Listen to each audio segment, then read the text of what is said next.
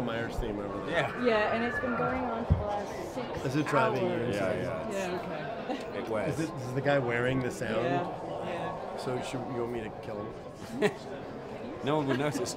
Nobody. That's And then you can talk put about that being together. murdered at a film Yeah. festival. The thing is, That would like, be the elaborate worst effect. death ever because everybody would be like, yeah, that Great blood prop, looks fake, man. and You've they've done better. You've done better. Yeah, they're like those guts don't look real. I didn't do those. All right. Speaking of That would be a special bummer to get effects, murdered. Sorry. You've done a huge number of movies over your career, and you've done all different kind of genres. I mean, you've even done Narnia and that sort of thing.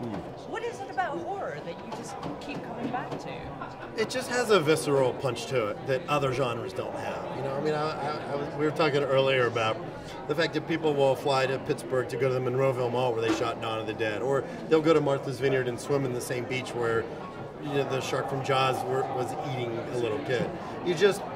Fans just love identifying themselves to it, and it's I don't know.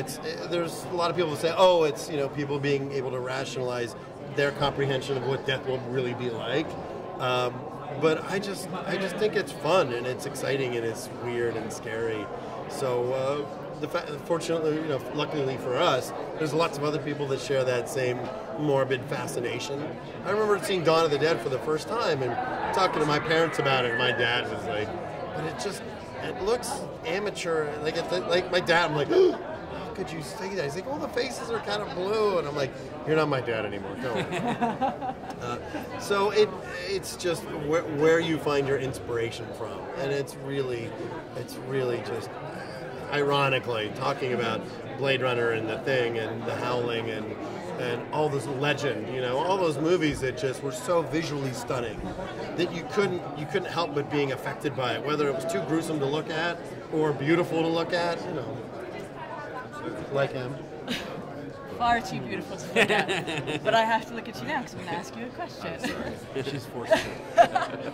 So, you two have worked together, Paul and a couple of other things. Were you aware of his work and influenced by it before you actually worked together? Oh yeah, I knew Greg. I knew of Greg before we met. We met because Greg came to see Shaun of the Dead at San Diego Comic-Con, and he'd already seen it. We should tell the story because it's a good story. He'd heard about it from because the Dawn remake was a little controversial because obviously it slightly took George's name in vain, and some friends put you onto Shaun, right? Yeah, and, it was the guys at Iniqual News had said, "Well, this is the movie. You need to see Shaun of the Dead. This is the movie." So I went online and I went Shaun of the Dead. I spelled it S-E-A-N, or spelled it wrong, and it was like, oh, UK DVD. So I bought it, shipped it to Austin, Texas, where we're shooting Sin City, watched it, loved it, and then I found out that it was an illegal copy because I didn't know. I didn't know. We are shutting this interview down. No, but this is the thing. He I felt horrible because I didn't know. Not only did he bring one of the stars of Dawn of the original Dawn of the Dead to see Shaun at the Comic-Con screening, he went to see the movie at the ArcLight or something like that in LA, photographed the ticket stubs, and sent me and Edgar a picture to prove that he'd actually paid. That I had actually paid to see the movie. Like, we gave a shit, Greg Nicotero came to see our film, it was fine, I don't care how he saw it. Listen, what made me proud of it was, while we were shooting Sin City, I said to Robert Rodriguez and Quentin and all these guys, have you seen this movie, Shaun of the Dead? It's fucking great.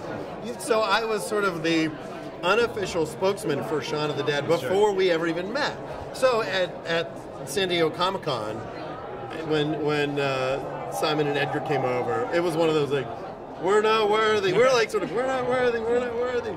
So we instantly became friends, and I had no idea that the copy I had, because it came in a nice little case, and it looked very official and whatever. It's funny because you cut forward to, even from then, it was only 2 years after we first met, maybe less, that we were in the Evans City Cemetery in Pittsburgh with Quentin doing zombie impressions.